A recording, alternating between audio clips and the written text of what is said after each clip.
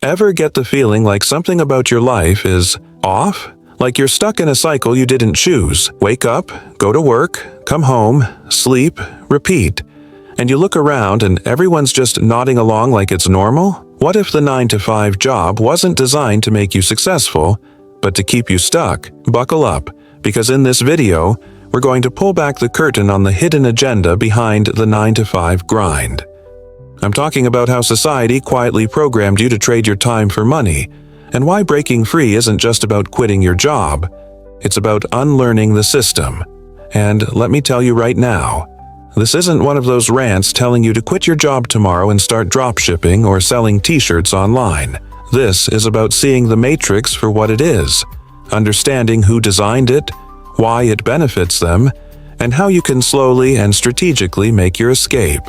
Hey, I'm glad you clicked this because what I'm about to share might literally change how you see the world. No, I'm not about to sell you some magic pill or weird hustle. Just real talk about how we got here, who benefits from it, and what you can start doing today to get out of the matrix. Here's how we're going to break it down.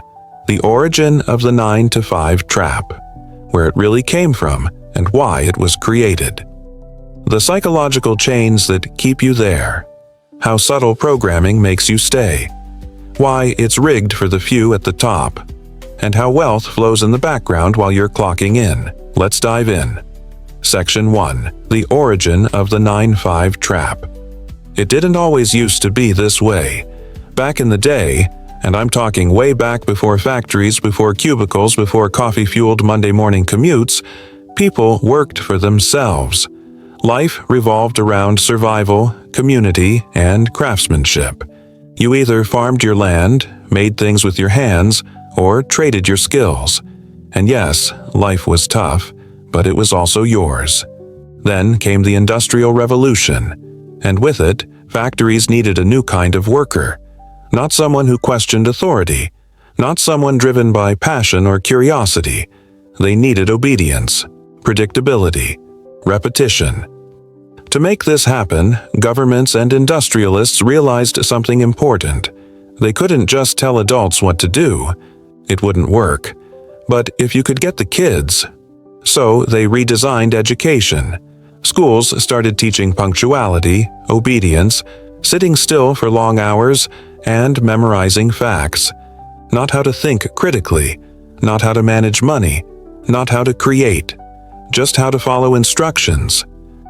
Ever wonder why school never taught you how to make money but always made sure you knew how to ask to use the bathroom? Yeah, that was by design. By the early 1900s, this system was fully in place. School would mold you into an ideal employee, the factory would take you in, and you'd spend your entire life exchanging time for money until you were too old to work. It wasn't about prosperity, it was about control. And here's the kicker. Even though most of us don't work in factories anymore, the system never changed. The 9-to-5 grind stayed. The programming stayed. Only now it comes with emails, Zoom calls, and motivational posters about teamwork. Section 2. The psychological chains that keep you there. Now let's get into why you don't just leave. It's not laziness. It's not because you lack ambition. It's programming. From childhood, you were told success means getting good grades, a stable job, benefits, and a retirement plan. Your teachers said it. Your parents said it. TV, movies, and social media all reinforce the idea that coloring inside the lines was the path to a good life. And that story gets reinforced daily. Every ad you see, every office sitcom you watch, every social media flex about job promotions, it's everywhere. And there's a reason why. People who believe they need to trade their time for survival are easier to control. They won't rebel, question, or disrupt the system because they're too exhausted, distracted, and scared of what happens if they stop playing along. Here's a little exercise. Ask yourself, when was the last time you saw a school class teaching kids how to invest, how to build a brand, or how to negotiate? Never, right? Because an independent, financially literate, confident generation doesn't make for good employees. Section 3. Why it's rigged for the few at the top. While most people work 40, 50, or 60 hours a week hoping for a 3% raise, the people at the top don't trade time for money. They use money to make more money. They create systems, assets, businesses that work for them while they sleep, real estate that collects rent, digital products that sell 24/7, investments that multiply over time. And while you're hustling for overtime hours or trying to impress your manager, the real wealth is moving quietly in the background through stock markets, tax shelters, private deals, and global investments. Even banks, which you've been told are safe, don't make money the way you think. They take your money, loan it out for profit, and give you a laughable 0.01% interest. While you trade your time for dollars, they trade your dollars for more dollars. It's not a conspiracy, it's just the system, and it works perfectly for those at the top. Section 4. The hidden cost of staying stuck. But let's be clear, the worst part of the 9-to-5 grind isn't just the money. It's what it steals from you without you even noticing. It takes your time, and time is the one thing you can't get back. It drains your energy. How many times have you come home from work too exhausted to do anything for yourself? To learn something new? To build something? It chips away at your confidence.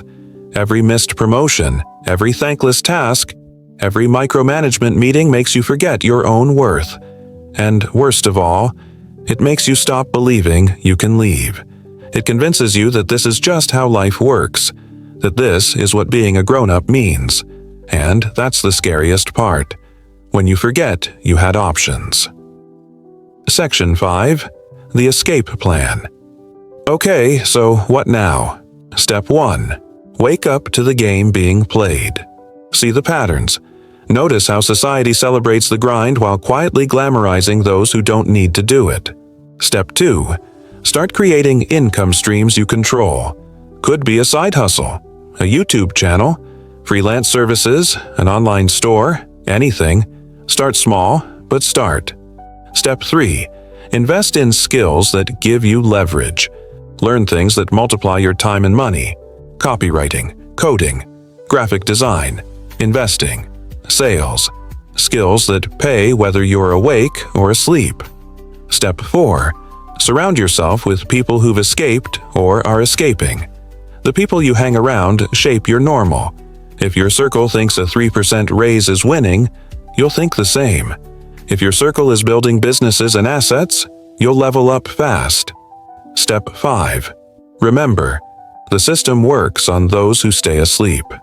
The moment you stop playing by their rules, you start creating your own. And you don't have to burn everything down overnight. Freedom happens in steps. Every book you read, every podcast you listen to, every skill you learn, it compounds. Look, the 9-to-5 grind isn't evil. Some people love it. And if you do, that's great. But if you feel trapped, like deep down you were made for more, it's because you were. And now you know why. If this video hit home, drop a comment, subscribe, and let's start building that freedom life together. You got this.